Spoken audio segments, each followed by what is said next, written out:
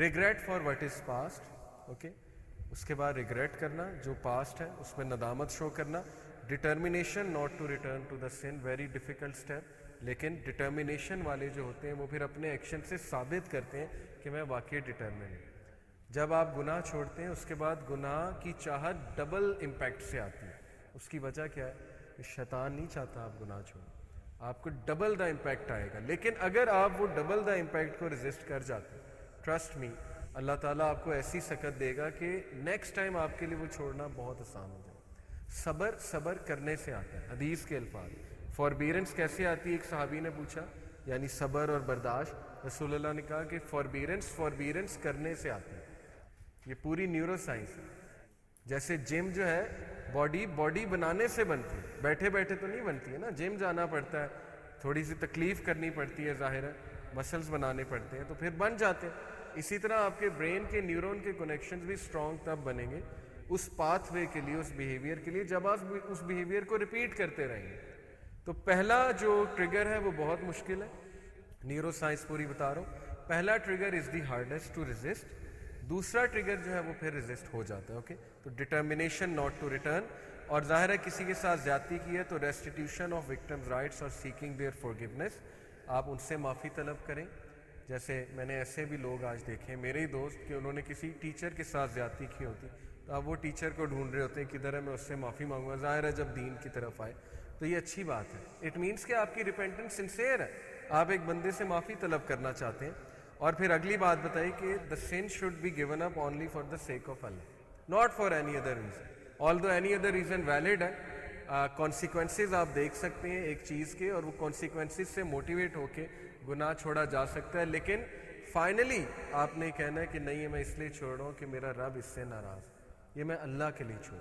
اور پھر آپ دیکھیں اس میں برکت آتی, پھر آپ دیکھیں کہ اللہ تعالیٰ کی طرف سے جو ہے وہ آپ کو کتنی زیادہ ڈٹرمنیشن جو ہے وہ ملتی. کچھ حدیث اب آپ کے سامنے رکھتا ہوں. علی رضی اللہ عنہ سے مروی ایک حدیث ہے, اور اس کی سورس ہے التوبہ ابن ابی الدنیا 57. یہ میں آپ کو انشاءاللہ جب سلائڈ شیئر کروں گا اس میں بھی آپ دیکھ لیں گے.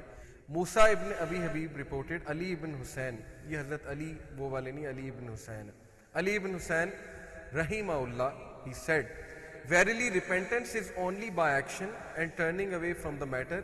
Repentance is not by speech alone. وہی بات انہوں نے کر دی کہ ریپینٹنس ایکشن سے شو کی جاتی. ریپینٹنس کی ہے تو چیز ڈیلیٹ کر کے دکھاؤ, ریپینٹنس کی ہے تو پھر اس چیز کو نکال کے دکھاؤ اپنی زندگی سے. اللہ کو شو تو کرو نا کہ میں نے پہلا ایکشن لے لیا, اب آگے آپ مجھے سکت دیں. ریپینٹنس ایسے تو نہیں ہوتی نا کہ ہم ریپینٹ کر لیں منہ سے اور اس کے بعد وہی ایکٹ کرتے رہیں اور اسی میں انوالو رہیں. تو یہ تو بلکہ اپنے آپ کو مزید پرابلم میں ڈالنے والی بات ہے. جیسے کسی کے بہت برے دوست ہیں, وہ ریپینٹ کرتا ہے not to sit with them. ظاہر ہے کچھ بہت برے دوست بھی بن جاتے ہیں کبھی, تو پھر ریپینٹنس یہ کہ آپ ان میں نہ بیٹھیں, سیدھی سی بات. ٹھیک ہے نا, آپ بالکل قطع تعلقی نہ کریں, ایٹ لیسٹ سلام دعا رکھیں تاکہ شاید آپ سے امپریس ہو کے دین قبول کر لیں. لیکن یہ کہ ٹوٹلی ان میں بیٹھنا یہ ریپینٹنس کے مترادف ہے. النعمان ابن بشیر رپورٹڈ, I asked عمر صلی اللہ عنہ about his saying repent to Allah with sincere repentance.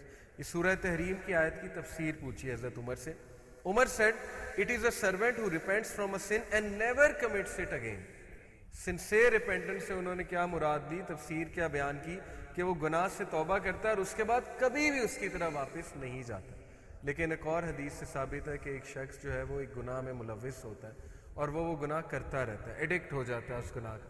جیسے کچھ لوگ شراب کے ایڈکٹ ہو جاتے ہیں, اور آج کے پرفتن دور میں ایک اور ایڈکشن بھی ہے ظاہر ہے, تو وہ لوگ اس کے ایڈکشن ہو جاتے, اس کی ایڈکشن ہو جاتی, وہ اس سے سٹرگل کرتے ہیں. تو ایسے لوگوں کے لیے ایک ہوپ فل حدیث ہے.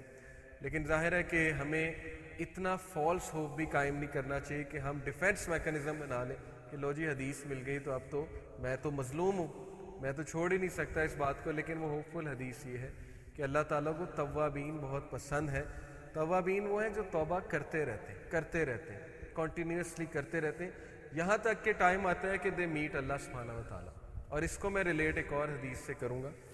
ایک حدیث میں آتا ہے کہ ایک شخص اللہ سبحانہ و تعالیٰ کے سامنے آئے گا حساب دینا. آپ کو پتہ ہے نا, اللہ انڈیویجولی حساب لے گا, لوگوں کو سامنے کھڑا کرے گا اور پھر لوگوں سے سوال کرے گا. The feet of son of Adam will not be able to move until he or she is able to answer 5 questions. اور ان میں سے ایک سوال ہے جوانی میں تو نے کیا کیا تھا.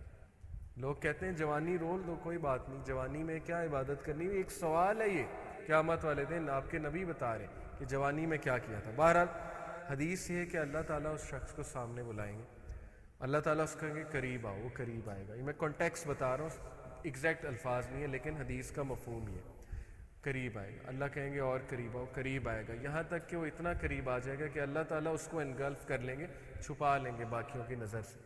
اور اللہ تعالیٰ اسے کہیں گے کہ اے میرے بندے, تو ایک گناہ کرتا تھا اور تیرا یہ گناہ مجھے پتہ ہے, لیکن جس طرح دنیا میں میں نے تیرا یہ گناہ چھپایا, آج اسی طرح میں سب کے سامنے تیرا یہ گناہ چھپاتا.